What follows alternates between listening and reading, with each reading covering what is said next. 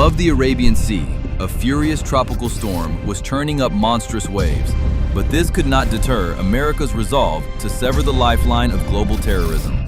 From the Persian Gulf to the open Indian Ocean, the U.S. military's surveillance network acted as an invisible iron wall.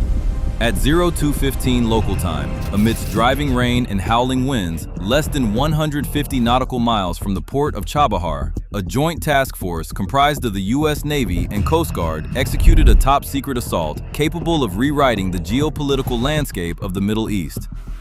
Based on black market network intelligence jointly intercepted by the CIA and NSA, an unmarked ghost freighter with its AIS, automatic identification system, turned off, was sailing toward Iran under the cover of the severe sea conditions.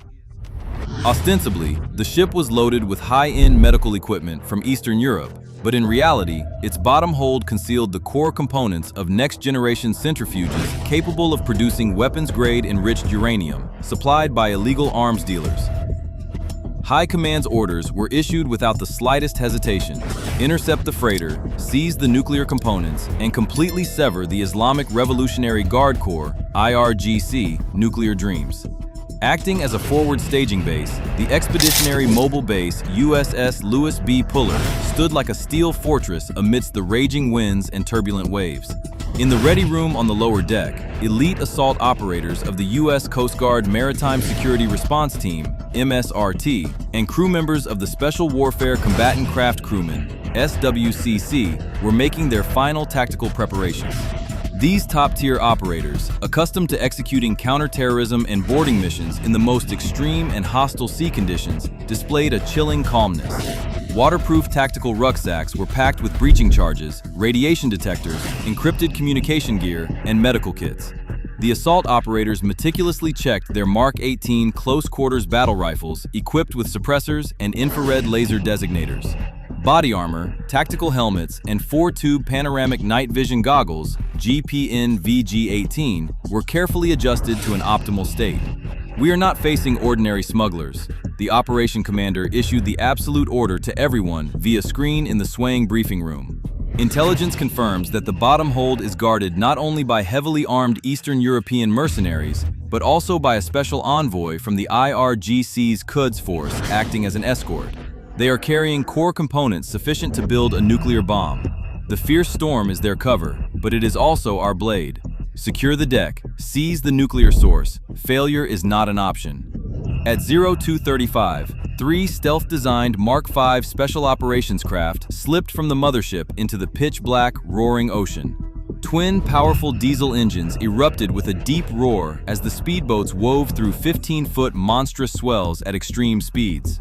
Freezing seawater and torrential rain frantically whipped against the visors of the SWCC crewmen and MSRT operators.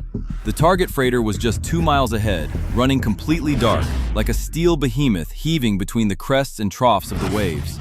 Relying on state-of-the-art thermal imagers, the U.S. forces had already locked on to the patrol sentries on deck. The fast boats approached stealthily under the cover of the storm. At a distance of 200 meters, the sea was pitching violently, but the SWCC snipers had long since mounted their SR-25 sniper rifles on gyroscopically stabilized gun mounts. Accompanied by muffled gunshots, the 2 mercenaries manning the heavy machine guns on either side of the freighter's bridge were instantly killed by headshots, their bodies slumping limply into the rainy night without so much as a scream. "Threat cleared! Board!" The fast boats laid perfectly alongside the freighter amidst the ferocious waves. A pneumatic launcher fired a rope ladder with titanium grappling hooks onto the deck with a sharp thwack. Ignoring the wildly swaying hull beneath their feet, the MSRT operators climbed as swiftly as cheetahs in the driving rain. In just 15 seconds, the first element vaulted the railing. The intense beams of their tactical flashlights sliced through the darkness, and the outer perimeter deck was cleared instantly. The assault team blew open the hatch and pushed into the freighter's interior without hesitation. The narrow, damp, and diesel-fumed corridors transformed into a high-pressure battlefield. The blinding white light and deafening roars of flashbangs detonated continuously in the lower deck passageways. Facing well-equipped IRGC envoys and mercenaries attempting to mount a desperate defense, the MSRT members displayed overwhelming CQB, close-quarters battle proficiency. Suppressor-wrapped rifles emitted deadly pft-pft sounds, as the assault operators precisely reaped enemy lives with textbook double taps, executing tactical movements without a single wasted motion. At the engine room entrance leading to the lowest cargo hold, two heavily armed mercenaries attempted to suppress the passageway with light machine gun fire. The lead U.S. operator quickly utilized cover to hurl a fragmentation grenade. Accompanied by a violent explosion, the assault team breached the room, clearing all remaining threats in the smoke with extremely cold-blooded fire. Main control room secure, lower hold secure. A completely emotionless report echoed over the radio net.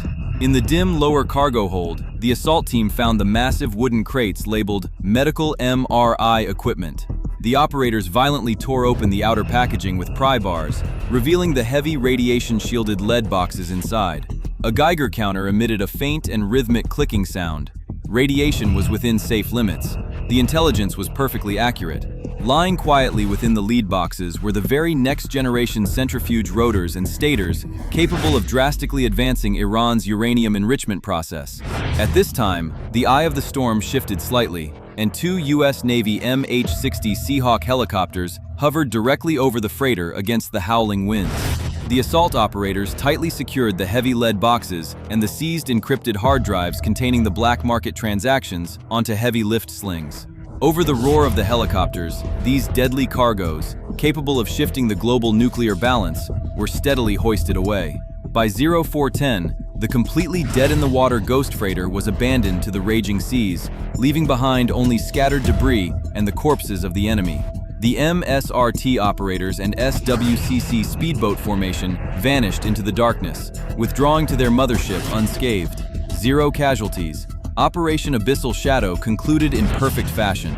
In this storm, the United States not only seized the most critical strategic materials, but also forcibly dialed back Iran's nuclear weapons development timeline by 5 solid years. This was not just a complete tactical victory. It was a declaration to the entire world of an unshakable truth. No matter how deep underwater, how violent the storm, or how secretive the black market the enemy tries to use to build a subterranean artery threatening global security, America's maritime sword can sever it at any moment. Even in the abyss, there is nowhere to hide.